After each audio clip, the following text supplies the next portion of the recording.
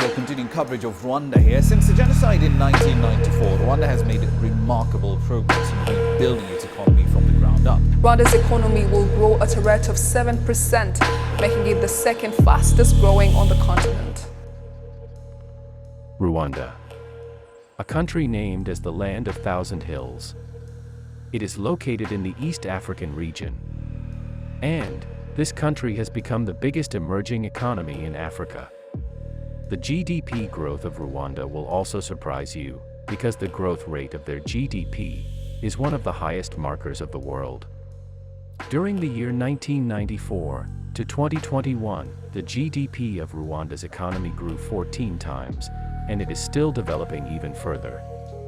The other aspects of the country have also seen an upsurge, as a form of economic development. In between the same time frame, the rate of export has also increased by 70% in the country. It is one of the major advantages of the economy of this country, that they are earning large export revenues by utilizing their population and industries. The number of tourists in Rwanda also got doubled in the last few years, and this is helping the country to generate more revenues for the process of development. For decades, we have known Africa as one of the poorest continents of the world. The tragedy of this continent never stopped, and the people of Africa are still suffering from different problems like poverty, unemployment, and lack of basic needs of human lives.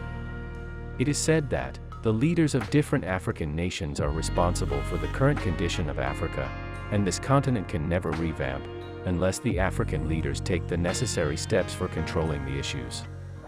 In a real context, the development of a country can really be done by one charismatic leader. We have seen such development in countries like Singapore and Malaysia. Besides, the faults in leadership can destroy a country like Sri Lanka in a fortnight. An example of development in the contemporary world can be Rwanda, and the leaders of the country who have taken this country on a much better track. The country and its government have followed a few steps that were essential for the development process.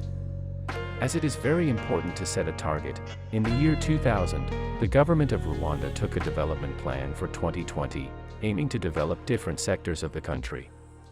During that time, a key problem for the African countries was corruption. It was the main reason behind the immense struggle of African nations, and the biggest obstacle for their development.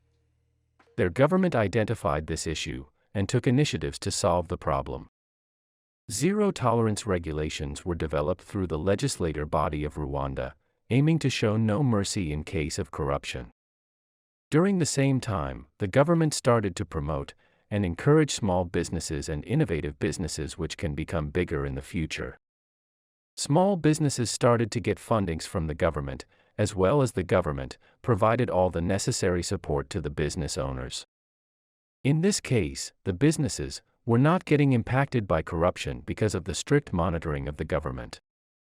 It helped the companies to grow bigger, and as soon as the businesses started growing, the local people started opportunities to work for the companies as employees and laborers. In a nutshell, the government of Rwanda developed a system where the local companies feed the local people, and in that economy all the citizens are earners, and contributing to the economy. Through the production of the local companies, different industries like mining, fishing, and energy generation were improved. The country started to export its production for earning more revenue. Such an export-based economy has largely helped the economy of Rwanda to earn a lot of foreign currencies. In this process, both the local businesses, the government, and the citizens got benefited, and the economy of Rwanda became stronger. The government of Rwanda also focused on different other aspects. In some places of the country, there were slums of underprivileged people. The government removed the slums and provided them with better multi-store apartment buildings. Because of such planning, the capital of Rwanda, Kigali, became capable of becoming one of the cleanest cities on our planet. The main plan of the government was to establish a system where everyone feels more encouraged and psychologically motivated to work and join in the development of the country. Education is compulsory for the initial development of a nation, and focusing on that, the government of Rwanda started to promote education in the early stage of its economic development. Even the focus of this country on education is so supreme that, around 12.7% of their annual budget is spent for the betterment of the education sector. During the years 2021 to 2022, the government of Rwanda allocated funding worth 42.4 billion francs. The local people are getting more educated in Rwanda, and it is making the human resource of the country more capable. The people are now becoming capable of working abroad in multinational companies, which is adding a huge amount of remittance for the Rwanda economy.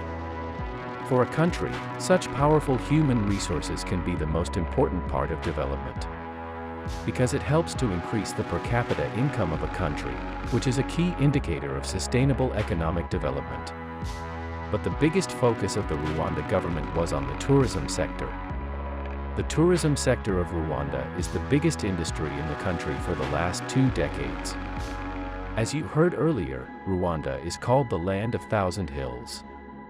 The hilly areas, lakes, and other places of Rwanda are very serene and beautiful, and it attracts a lot of international tourists every year.